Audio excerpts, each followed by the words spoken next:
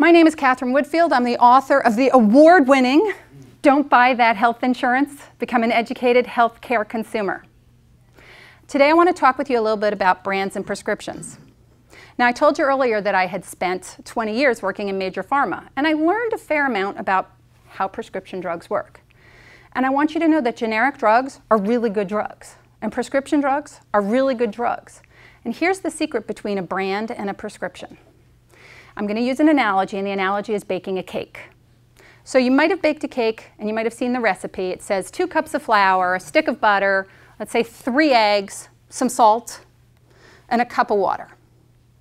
Now, a generic manufacturer uses the exact same set of ingredients to make that cake or to make that prescription. But here's the thing about the ingredients. They can be sourced from different providers. They don't all have to come from the exact same source. Eggs can be small, medium, and large. There's still 2 eggs. A stick of butter can be salted or unsalted. It's still a stick of butter. A cup of flour is bleached or unbleached. It's still a cup of flour. Salt can be sea salt or not sea salt. It's still salt. So generic houses usually stick to the exact same formula, and their formula may have been sourced differently, and you may feel a little bit different because the salt or the butter or the flour kind of affected you a little bit differently. But if you feel fine on a generic, here's the secret how you can make your generic a brand. If you look at your prescription bottle, on the bottom left-hand side, you will see that there is a manufacturer. It might be Schering-Plough, it might be Goldline, it might be Merck, it could be anybody. If you feel well on that brand, on that generic, then what you just want to do is ask the pharmacist when you call, listen, I'm on the Goldline version of lisinopril or whatever it is. Could you make sure, do you have that in stock? Okay, because I just want to make sure that I get refilled with the Goldline version because that's really working very well for me.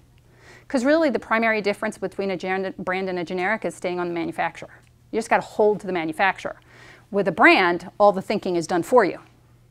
With a generic, you have to do a little bit more work.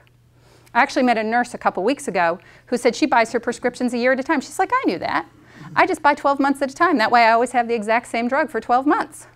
I mean, if it only costs $10 or $20 and you can take out all the, now people will say, my insurance doesn't let me buy all of that at one time.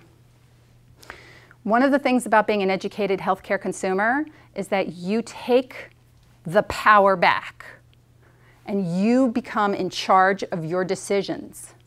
Now, one of the choices that you could make is that if you really think your insurance company should be paying for this, that you divide it into 12 installments right there in the pharmacy and just submit 1 claim every month.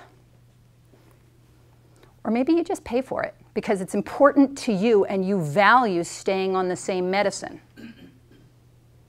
That's how you make a generic drug into a brand name drug.